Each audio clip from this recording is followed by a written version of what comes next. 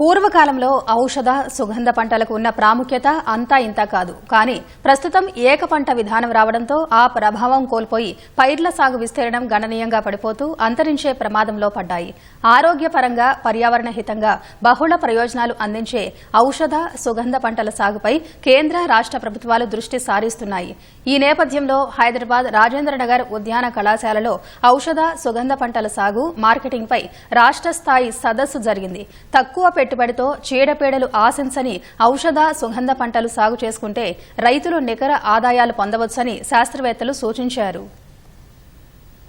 వ్యవసాయ ఉద్యాన పంటల అనుబంధంగా ఔషధ సుగంధ ఉత్పత్తులకు డిమాండ్ పెరుగుతోంది. ఎన్నో రకాల వ్యాధుల నివారణకు వీటిని వాడటం సరైందని ప్రాచీన వైద్య విధానం చెబుతోంది. ఒకప్పుడు ఆయుర్వేదం, యునాని, ఆయుష్ వైద్య విధానాల్లో ఈ పైర్లు అత్యంత కీలకం. కానీ అల్లోపతి వైద్య విధానం అందుబాటులోకి రావడంతో క్రమేణా ఔషధ సుగంధ పంటల సాగు, విస్తీర్ణం, ఉత్పత్తి, వినియోగం తగ్గిపోతూ వచ్చింది. దీర్ఘకాలిక వ్యాధులు నయం చేసే సుగుణాలున్న ఔషధ సుగంధ పంటల సాగు ప్రోత్సహించేందుకు రైతులకు కేంద్ర రాష్ట్రాలు రాయితీలిస్తున్నాయి. హైదరాబాద్ రాజేంద్రనగర్ ఉద్యాన కళాశాలలో ఔషధ సుగంధ పంటల సాగు మార్కెటింగ్ పై జరిగిన రాష్ట్ర స్థాయి సదస్సును శ్రీ కొండా లక్ష్మణ్ తెలంగాణ ఉద్యాన విశ్వవిద్యాలయం ఉపకులపతి దండ రాజిరెడ్డి ప్రారంభించారు. కేంద్రం అమలు చేస్తున్న mission for integrated development of horticulture కింద ఉద్యానవన రంగం సమగ్ర అభివృద్ధి కోసం ప్రోత్సాహకాలపై అవగాహన కల్పించారు. ఆయా పంటల సాగుకు తమకు ఆసక్తి ఉన్నప్పటికీ ప్రాసెసింగ్, మార్కెటింగ్ భరోసా కల్పిస్తే ముందుకొస్తారని ఈ సందర్భంగా పలువురు రైతులు తెలిపారు. ఏదైనా ఒక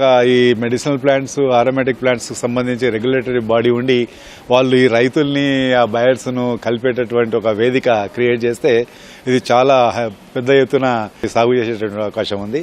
ఇక విదేశాలకు కూడా పంపొచ్చంట, మంచి డిమాండ్ ఉందట. కానీ అక్కడికి ఎట్లా పంపాలి, ఈ క్లారిటీ అనేది మనకి ఈ బోర్డులు ఇస్తే కొంచెం ఎక్కువ మొత్తంలో రైతులు ముందుకు వచ్చేటటువంటి అవకాశం. మార్కెటింగ్ సంబంధించినది గనక మనం చూసుకుంటే ఎవరికి వాళ్ళే గనక మనం వాల్యూ అడిషన్సే గనక చేసుకోగలిగితే ఉపయోగకరంగా ఉంటుంది. ఇప్పుడు డిస్టిలరీ, మిగతాయి అవన్నీ ఏర్పాటు చేసి అవి చేసుకోవడం ఒక ప్రధాన అడ్డంకి. అవి వాటికి కూడా కేంద్ర ప్రభుత్వం చాలా రకాల లోన్స్ ఇస్తున్నది.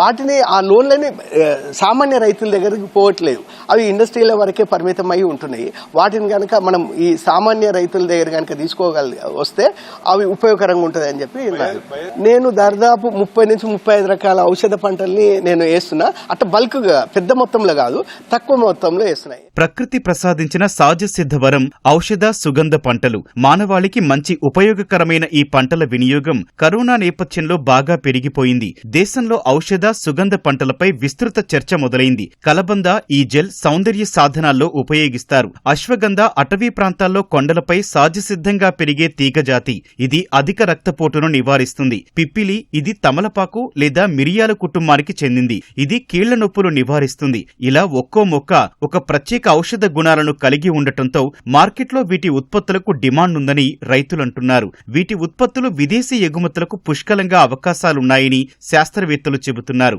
అయితే ఈ పంటల పట్ల రైతులకు అవగాహన కల్పిస్తే ఎక్కువ మంది సాగు చేసే అవకాశం ఉంటుందని పలువురు ఉద్యానవన ప్రొఫెసర్లు అభిప్రాయపడుతున్నారు. 4 మేజర్ క్రాప్స్ ఉన్నవి: ashwagandha, moringa, ginger and turmeric అనమాట. ఇక్కడ నేను రావాల్సిన కారణం వచ్చేసరికి ఇక్కడ మెడిసిన్ అండ్ హెర్బ్స్ మీద మనకి ట్రైనింగ్ ఇస్తున్నారు ఫార్మర్స్కి.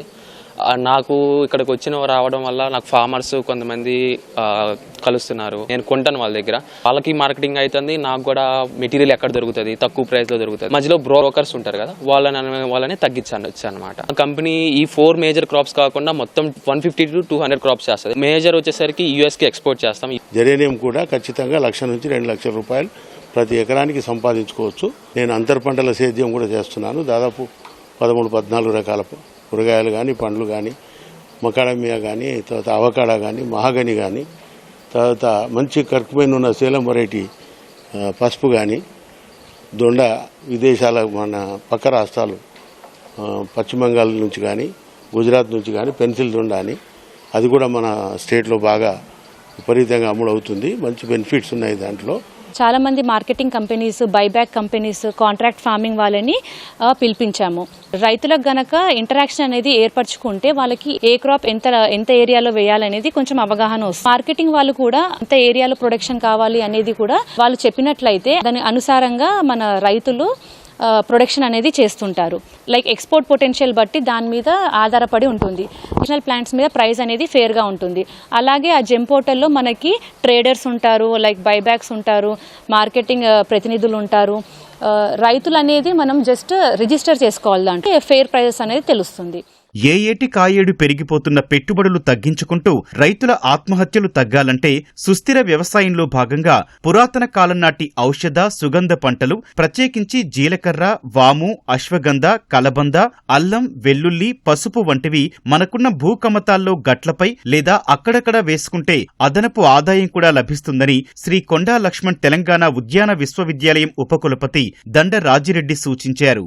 మన వ్యవసాయంతో పాటు ఉద్యాన పంటలు, ఔషధ మొక్కలు, ఈ పశుపోషణకు సంబంధించినటువంటి అంశాల మీద కూడా మనం కలిసి చేసినప్పుడే రైతుకు దిగుబడి వస్తుంది, లాభదాయకంగా ఉంటుంది.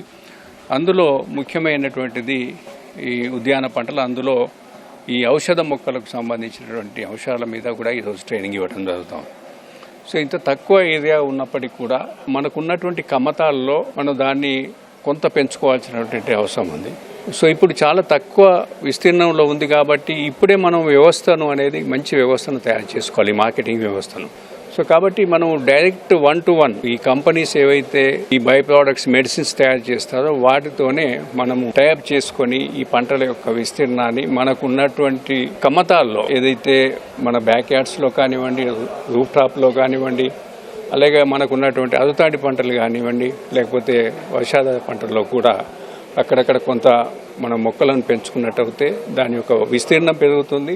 ఇక నుంచి రాష్ట్రం నలుమూలలా నల్లమల్ల అడవుల్లో అరుదుగా లభ్యమయ్యే ఔషధ సుగంధ పంటల జెర్మ్ ప్లాస్ము సేకరించి పరిశోధనలు విస్తృతం చేయాలని శ్రీ కొండా లక్ష్మణ్ ఉద్యాన విశ్వవిద్యాలయం నిర్ణయించింది. రాజేంద్రనగర్లోనూ ఓ ప్రత్యేక పరిశోధనా క్షేత్రం ఏర్పాటు చేసేందుకు సన్నాహాలు చేస్తుండటం ఓ మంచి శుభపరిణామం.